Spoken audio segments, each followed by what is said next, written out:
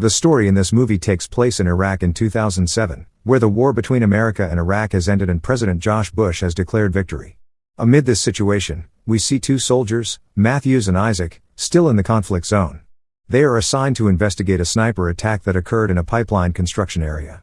When they arrive at the site, they find many casualties that have fallen. After waiting more than 20 hours, Matthews, who felt the situation was safe, sent Isaac to check on the victims. Initially, Isaac disagreed and advised Matthews to wait a little longer, given the rumors about the existence of a reliable Iraqi sniper named Juba. However, with no sign of a sniper and a desire to get home soon, Matthews finally decided to go alone. Meanwhile, Isaac chooses to stay hidden but keeps an eye on Matthews. However, suddenly, shots rang out, and Matthews immediately lay wounded. Seeing this incident, Isaac naturally panicked and was shocked. Quickly, he came out of his hiding place to help Matthews. However, unfortunately, from a distance, the enemy sniper promptly opened fire, which also managed to hit Isaac's leg. Finally, Isaac could do nothing and was forced to leave Matthews alone. Quickly, he managed to hide behind a wall not far from his location. In such conditions, Isaac immediately tried to contact headquarters via a radio belonging to one of the victims he managed to carry because the sniper's shots damaged his radio. However, unfortunately, the radio was also damaged by the sniper. With his wounded condition, Matthews asked Isaac about the sniper's position because he planned to give a countershot. Knowing Matthews' plan, Isaac told him not to. Isaac explained that they did not see the sniper's exact location, and Matthews could have been killed first if he had taken such action. With an injured leg, Isaac tried to find the sniper's position by punching a hole in the wall and placing his binoculars there. When Isaac managed to do so without realizing it, Matthews had lost consciousness due to the bleeding he was experiencing.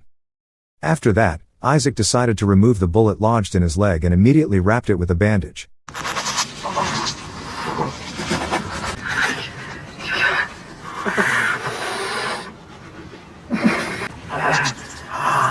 However, as he was bleeding profusely, Isaac eventually lost consciousness. Not long after, Isaac suddenly came to his senses when someone contacted him via radio. The person asked about his status, and Isaac immediately told him what had happened to him and Matthews. This is Spartan 33. How copy? They had both been shot and cornered by enemy snipers. Therefore, Isaac requested that the evacuation team arrive as soon as possible. To confirm the pickup location, the person ordered Isaac to stand up and fire the gun. Isaac hesitated, realizing that this action could leak his location to the enemy. Therefore, Isaac chose not to do it. Shortly after, Isaac began to realize that something was wrong when the person who contacted him via radio accidentally misspelled his rank. He was also convinced that the person's accent did not sound like a Native American. In the end, Isaac realized that the person speaking over the radio was not from the American side but an enemy sniper who had hijacked his communication channel. You got an accent. Not American. You have seen through my camouflage. You fuck! Knowing that he had been played, Isaac decided to try to reuse and repair his radio. However, the sniper threatened to shoot Matthews in the head if Isaac dared to avoid talking to him over the radio. Ultimately, Isaac had no choice but to chat with the sniper. In the middle of the conversation, Isaac again enlarged the hole in the wall to see the sniper's position. He had time to calculate the distance from the shots fired by the sniper. 5, 1, 2, 3, 4, 5, 1, 2, 3, 4, 5, 1, 2, 3, 4, bang. The sniper spoke kindly and wanted to get to know each other, claiming he was just an ordinary citizen. However, Isaac didn't believe the claim. An enemy is still an enemy. Isaac even suspected that the sniper was making up his background. In the end, the sniper explained that from a distance, he could have shot directly at the target, which was evident from Isaac's radio and water container that he deliberately targeted. The sniper probably did this to create a more unpredictable and difficult situation for Isaac. By leaving Isaac wounded, thirsty, and slowly bleeding out, the sniper may have hoped to instill fear and uncertainty in Isaac's mind and drain Isaac's strength and patience over time. Upon hearing the news, Isaac became angry and ran out of patience. He began to strategize secretly, including digging up information about the type of weapon used by the sniper. By mentioning the weapon, Isaac probably hoped to estimate the sniper's remaining bullets and lure him out of hiding. Indeed, the sniper was not gullible and could have lied about his weapon. As the conversation progressed, Isaac heard the scraping of metal, and upon looking with his binoculars, the sniper was most likely in a pile of trash and debris. Here, Isaac deduced that the sniper was Juba, the dangerous Iraqi sniper legend.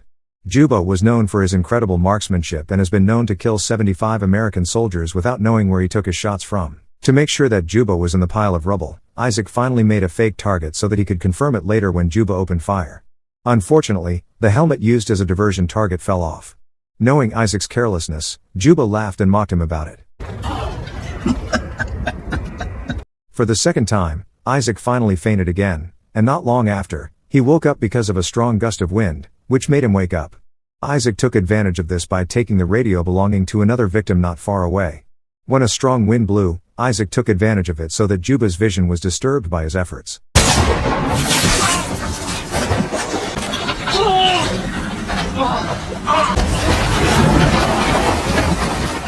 Isaac managed to take the backpack and even the radio belonging to another victim. The lucky Isaac finally found the rest of the drink from the bag. Not long after, Isaac panicked again when Juba's shots managed to break the wall beside him.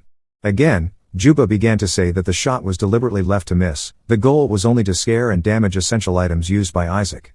And sure enough, the previously used binoculars have now been damaged by shots from Juba. Not long after, Isaac realized that Matthews was still alive. However, so that Juba would not realize this, Isaac signaled Matthews to move slowly. Isaac told Matthews about Juba's location behind a pile of rubble so that Matthews could aim for him. To launch the action, Isaac again invited Juba to chat until he was sure that Matthews could reach his gun. Unfortunately, Isaac did not realize that while he was talking to Matthews, the radio he used to communicate with Juba was on, making Juba hear their plan. Luckily, Matthews was already in the right position and immediately fired around the debris pile in several directions.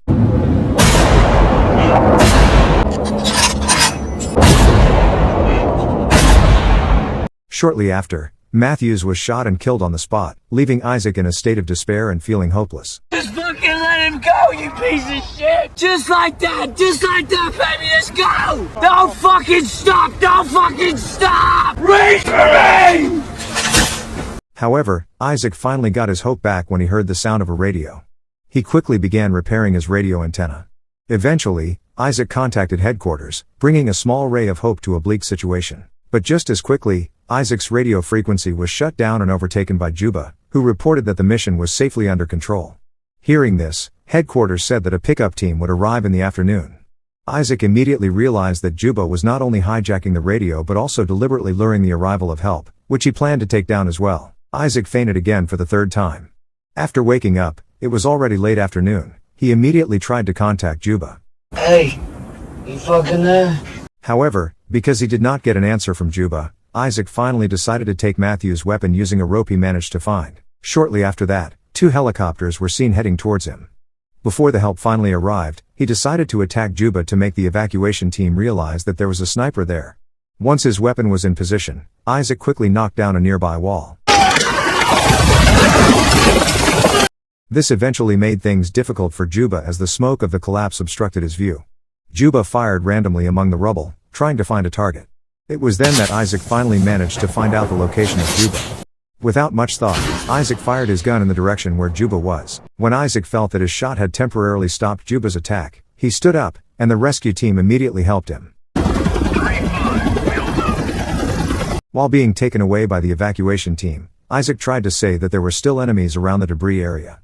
Unfortunately, the evacuation team members didn't hear Isaac's words because the helicopter's noise blocked them. As the helicopters flew over the debris area, there was a sudden gunshot that caused both helicopters to suffer severe damage and crash together. All the soldiers on board were killed in the incident, marking a tragic end to the rescue mission. And so the movie ends. Make sure to subscribe and don't forget to turn on notifications so you can watch more videos like this. Thank you for watching and see you next time.